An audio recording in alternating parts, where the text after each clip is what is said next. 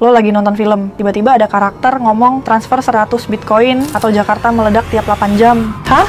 Sekarang makin banyak film nyelipin kripto ke dalam ceritanya. Ada yang jadiin kripto sebagai alat kejahatan, sampai yang ngasih pesan penting buat kita yang penasaran dan udah nyemplung di dunia kripto ini. Tapi pertanyaannya, ini edukasi tersembunyi atau malah bikin orang makin takut sama kripto? Gua udah nonton 3 film yang bawa-bawa kripto dalam plotnya, dan lo wajib tahu seberapa bener atau ngawur cara mereka gambarin dunia Web3. Oh iya, disclaimer dulu ya buat yang belum nonton. Akan ada sedikit spoiler mengenai alur dan juga karakter dari film yang bakal kita ceritain. Hai, gue Anya dari Koinvestasi. Hari ini kita bakal bahas 3 film yang mention kripto ke dalam ceritanya. Ketiga film ini film lokal Indonesia loh, yang menandakan adopsi kripto di Indonesia udah makin meluas, dan bahkan mulai masuk ke industri film atau pop culture. Jadi stay tuned! Pertama, kita mulai dari film 13 Bom di Jakarta. Film ini ceritanya soal teroris yang minta tebusan pakai Bitcoin. Menurut gue sih pemainnya asik-asik ya. Ada Chico Kurniawan yang lagi naik daun, Ardhito Pramono yang lagunya hits melulu, dan Rio Dewanto yang jadi idola para cewek-cewek. Pokoknya hits-hits deh pemainnya. Tapi yang paling bikin ngakak, 2 karakter utamanya namanya Oscar Darmawan dan William Sutanto yang mendirikan kantor Indodax. Warga Web3 udah nggak asing dong dengan 2 orang ini siapa. Kalau yang belum tahu, Oscar Darmawan adalah CEO dan co-founder dari Indodax, salah satu exchange aset kripto terbesar di Indonesia. Dia dikenal sebagai salah satu tokoh awal yang mendorong adopsi Bitcoin dan aset kripto di Indonesia sejak 2014. Oh iya, Pak Oscar Darmawan juga jadi eksekutif produser di film ini loh. Nah, di film 13 Bom di Jakarta, si teroris ini minta tebusan sejumlah 100 Bitcoin dari kantor Indodax, dan mereka ngancem kalau sampai dana itu nggak dikasih, bakal ada 13 bom yang tersebar di Jakarta yang bakal meledak setiap 8 jam sekali. Bitcoin Pizza Day juga di-mention nih di film ini waktu nge-reveal kode rahasia dari teroris ini. Pas lihat mereka minta tebusan 100 Bitcoin, gue sempet mikir, ini bakal bikin orang makin takut sama kripto nggak sih? Tapi, karena teknologi blockchain itu transparan, banyak kasus kriminal yang bisa diungkap gara-gara semua transaksi terekam. Jadi sebenarnya ini peluang juga buat edukasi. Oh iya, yang suka film action, gue rekomendasiin nonton ini sih. Soalnya practical effect yang dipakai di film ini menurut gue keren banget, dan kesan ala-ala distopianya alias kota yang kelihatannya normal tapi dibalik itu semua sebenarnya chaos itu dapat juga sih di film ini.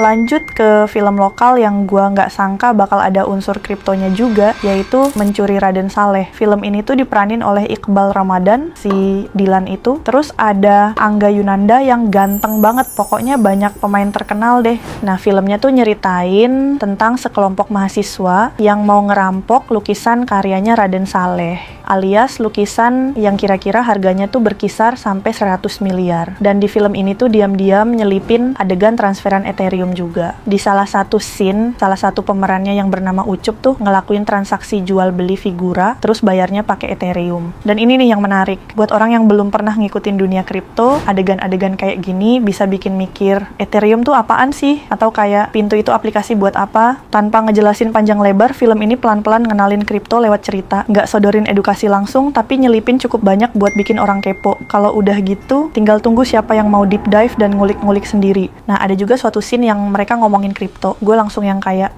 oke, jadi sekarang maling juga melek kripto ya. Tapi ternyata cukup make sense, karena Ucup, salah satu tokohnya, digambarin emang jago teknologi, bikin sistem, dan ngerti jaringan. Jadi emang vibes-nya anak tech abis. BTW, film ini emang kolaborasi sama Exchange Indo Pintu. Bahkan pemeran Ucup alias Angga Yunanda bilang, kalau dari meranin film ini, dia jadi lebih melek sama investasi kripto. Nah, ini tuh nunjukin bahwa dari industri-industri di bidang kripto, tuh juga udah mulai tap in, alias berkolaborasi dalam industri perfilman dan juga lainnya. Siapa tahu bentar lagi ada musisi atau penyanyi yang collab, iya nggak sih?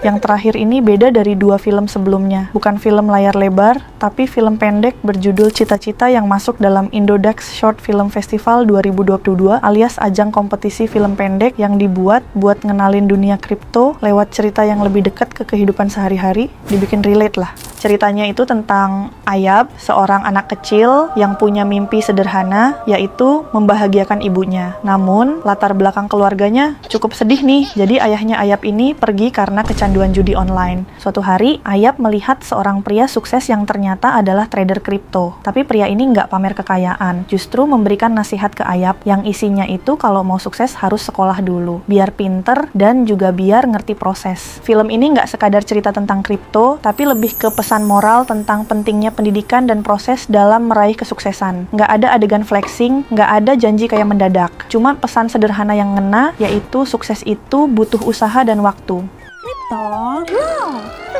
Jadi, kalian udah nonton semua film tadi belum? Dan pas nonton, kalian sempet ngeh nggak sih kalau ada unsur-unsur kripto nyelip di dalamnya? Atau jangan-jangan baru sadar sekarang gara-gara video ini? Kalau ada film lain yang gue kelewat, drop di kolom komentar juga ya. Menariknya, makin kesini, makin banyak Web3 company yang mulai tap in ke dunia film dan hiburan. Entah itu lewat sponsor, placement, bahkan ngebentuk narasi secara halus. Dari situ kelihatan banget kripto udah bukan cuma soal grafik naik turun, tapi pelan-pelan masuk ke pop culture juga. Ya udah, kasih pendapat lo di kolom komentar. Dan jangan lupa like, share, dan subscribe Koinvestasi. Terus follow juga semua sosmed kita. Karena di Koinvestasi, semua bisa kripto.